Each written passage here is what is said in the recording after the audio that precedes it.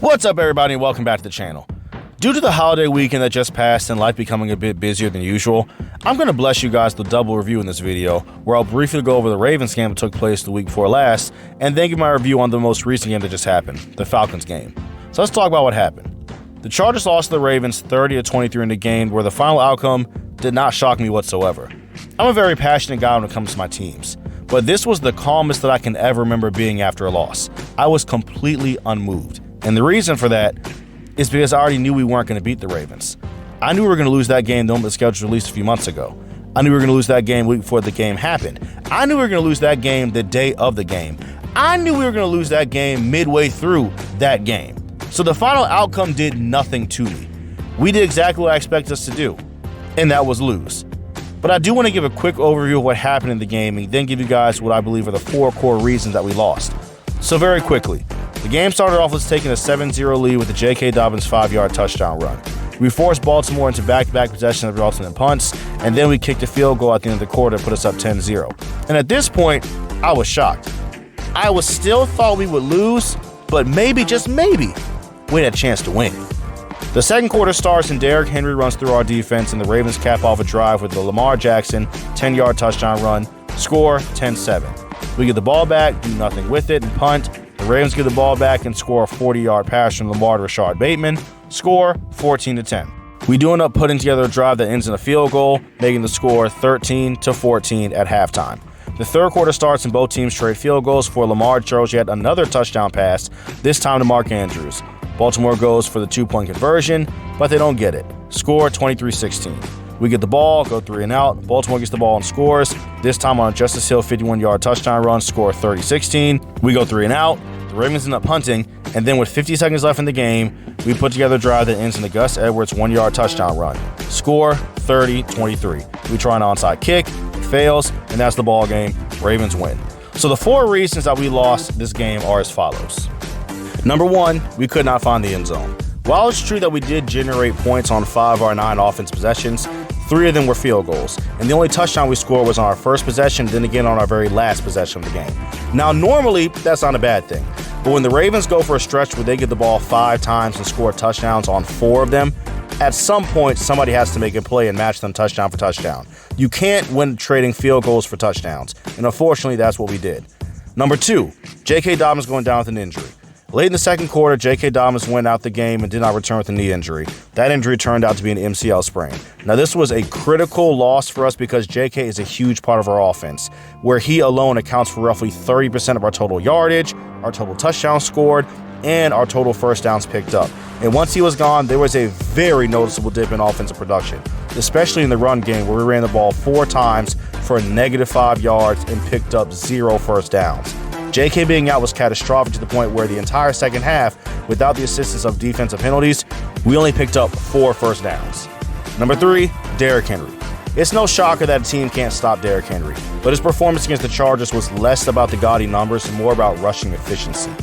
We had plays where we stopped him behind the line of scrimmage and even in the backfield, but when the Ravens needed Derrick to pick up critical yardage for them, he did.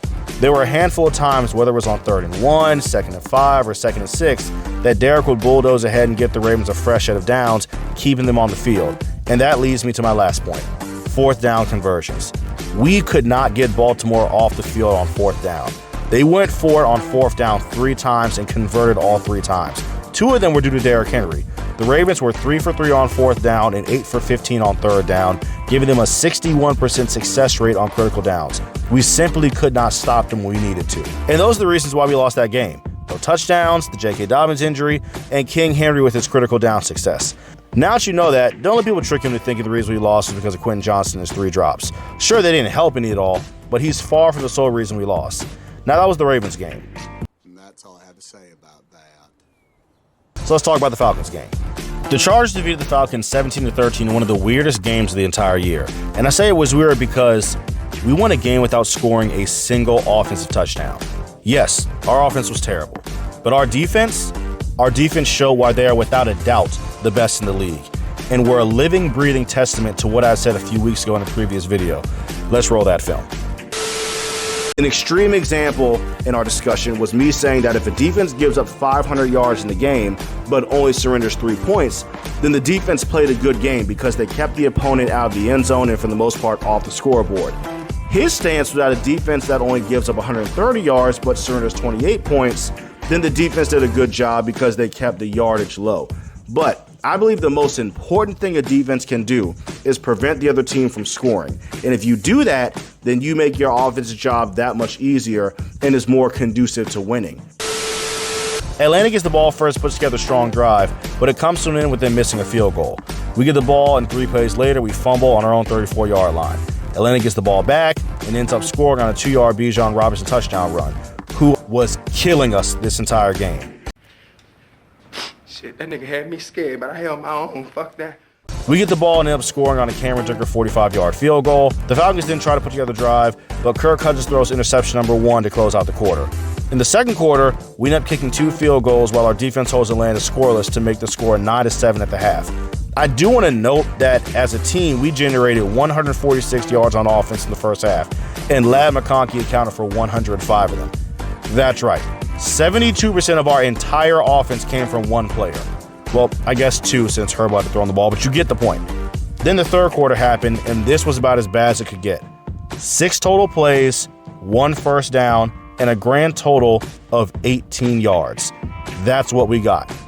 But we ended up leading the Falcons 17-13 due to a Tarheeb Still pick 6 that he returned for 61 yards, his second interception of the game. The fourth quarter starts and we go 3 plays for 6 yards and punt. We try to hit him with a fake punt on the 4th down, but we came up a yard short. Atlanta gets the ball, goes all the way down to our 13-yard line, and Kirk throws now his 3rd pick of the game, this time in the end zone. But our offense does nothing with it, and 4 plays later we punt. What the fuck y'all got? So now, Atlanta has the ball with about 6 minutes left, and they just need to score to essentially put this one away, because they know our offense won't find the end zone. 12 plays for 41 yards in the second half made that very clear to them. But this is where our defense showed that they are, without question, the best in the league. They may have bent a few times, but they never broke. Atlanta puts together a 59-yard drive that lasted for about 5.5 minutes. And on 4th and 12, Kirk Cousins drops back, tries to convert, and throws now his 4th interception of the game. We get the ball back, kneel the clock out, and win the game 17-13. It wasn't pretty at all. Our offense, except for Ladd and Herbo, was terrible, and we missed JK more than we could ever know. But our defense led the way. If you enjoyed this video and want to see more content like this, be sure to hit the like button. And if you subscribe, you can get notified every time I make these weekly videos going over Charger games and other sports topics about the NFL and NBA. But until next time, take care, God loves you, and I'll see you guys after the Chiefs game.